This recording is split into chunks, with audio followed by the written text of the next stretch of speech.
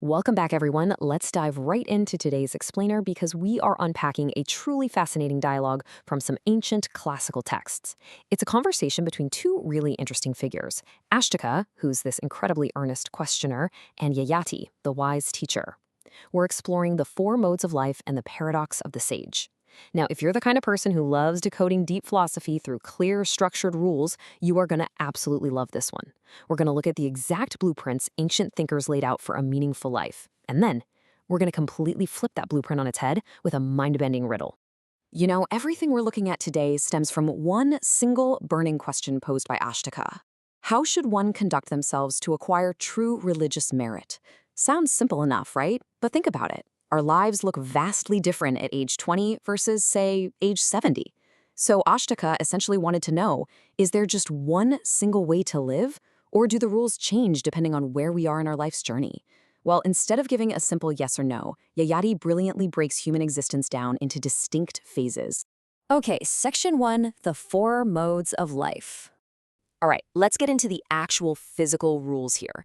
This is all about what you literally do in the world on a day-to-day basis. Look at the stark contrast between these first two modes of life. Up top, we have the Brahmacharin, the student phase. This is all about intense inward focus, study, and discipline. Then, right below it, you have the Grihastha, the householder phase, which contrasts perfectly because it's entirely focused outward on earning, giving, and contributing to society. Let's break these down a bit more. So, looking at the student phase, talk about strict. Notice the major theme of total submission here. As a student, you aren't dictating your own schedule. You live in the home of your preceptor, your teacher, and you only receive lessons when summoned. And look at that third point, serving without waiting for commands. That requires some insane situational awareness. Plus, you're literally up before your teacher and asleep after them. Yayati makes it crystal clear. It's only through this ultimate humility, patience, and complete control over your passions that you can actually succeed in this stage. But then, once you graduate from that student phase, boom, you're into the Grihastha, the householder phase, and the script completely flips. Now, you're expected to acquire wealth, though strictly by honest means, of course. The oldest Upanishads tell us this phase is fundamentally about selflessness. You perform sacrifices, you give to charity regularly, and you open your doors to anyone who arrives. Get this, though, that last point is absolutely crucial. A true householder literally doesn't use anything without sharing a piece of it with others first. Your success is entirely defined by how well you provide for everyone else. But hey, life doesn't stop as a householder. As we transition to the latter stages of life, we move from the Grihastha into the Bhikshu, the wanderer, and finally the Vanaprashtha, the hermit. If those first two stages were all about building a foundation and holding up society, these final two are about ultimate, absolute renunciation. It's about letting go of the physical world entirely, the whole shebang. Take the Bhikshu, the wanderer. This is extreme detachment. Just look at these restrictions. You can't support yourself through any manual arts or trades. You are 100% unplugged from worldly concerns. You have to travel daily over large areas, never putting down roots. And, this is wild, you were never allowed to even sleep under a householder's roof. No way.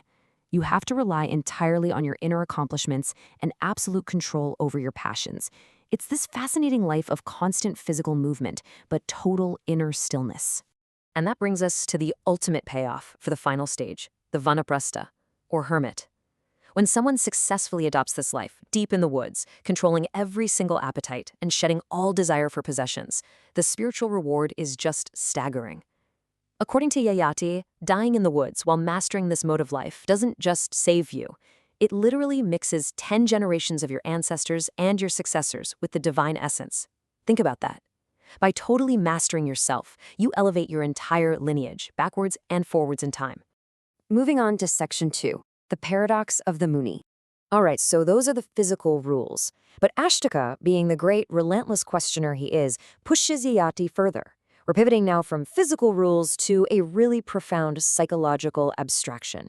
First, let's establish our core term here. A Muni is a sage, specifically one who observes a strict vow of silence and withdraws completely from all worldly objects. Keep that idea of withdrawal in your head, because Yati is about to complicate it in the best possible way. Now here's where it gets mind-bending. Ashtaka asks how many kinds of Munis there are, and Yayati drops this amazing riddle. He says a true Muni is one who, though dwelling in the woods, has an inhabited place near, or who, though dwelling in an inhabited hamlet, has the woods near. Wait, what? It sounds like a total contradiction, right? Does your physical location actually matter or not? Let's decode the first half of this paradox, dwelling in the woods with a hamlet near. Yayati explains that a sage withdrawing from the world lives physically out in the forest. They aren't going into town to seek out worldly stuff. But through the sheer, incredible magnitude of their ascetic power, they could obtain all those objects if they really wanted to. Because their inner power is so off the charts, the resources of a town are effectively right next to them, even if they're miles and miles deep into the wilderness. Mentally, they make the distance zero. And then you have the brilliant flip side, dwelling in a hamlet with the woods near. You could have this incredibly wise person living right smack in the middle of a bustling, populated society, but mentally, they have completely withdrawn from all earthly objects. They're wearing the scantiest robes, but feel like they're wrapped in luxury. They have zero pride of family or birth or even their own learning. They're perfectly content with the bare minimum food just to stay alive. Because of that extreme mental detachment, this person is effectively living in the quiet isolation of the woods, despite being surrounded by a noisy city. It's a total mastery of perspective. And that brings us to section 3, the path to salvation.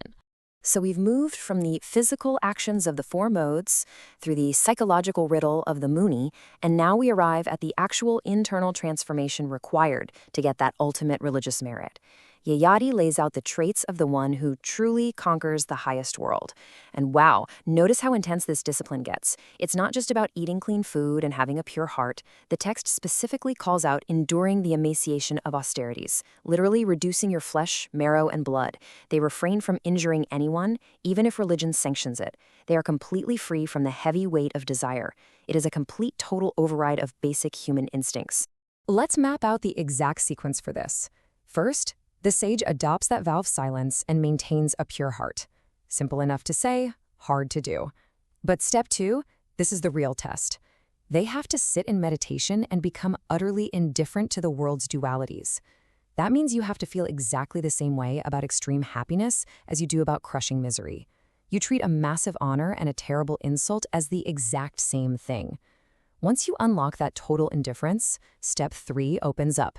The sage leaves the worldly realm behind entirely and enjoys direct communion with Brahma. Yayati drops this absolutely stunning image to explain what this level of detachment looks like in everyday practice. He says the Muni takes food without providing for it beforehand and without any relish, like a sleeping infant feeding on the mother's lap. Just picture that for a second. An infant feeding while asleep has no greed, no anticipation, no critiquing of the taste. It's just an act of pure, innocent survival, entirely devoid of worldly desire. That is the exact, pure mindset the sage brings to their physical existence. When you hit that level of infantile purity, the absolute indifference to the physical world, boom, the final transformation happens. The sage becomes identified with the entire universe, like an all-pervading spirit. They aren't just a person in a forest or a person in a city anymore. They're literally everything. And through that ultimate merging, they attain salvation.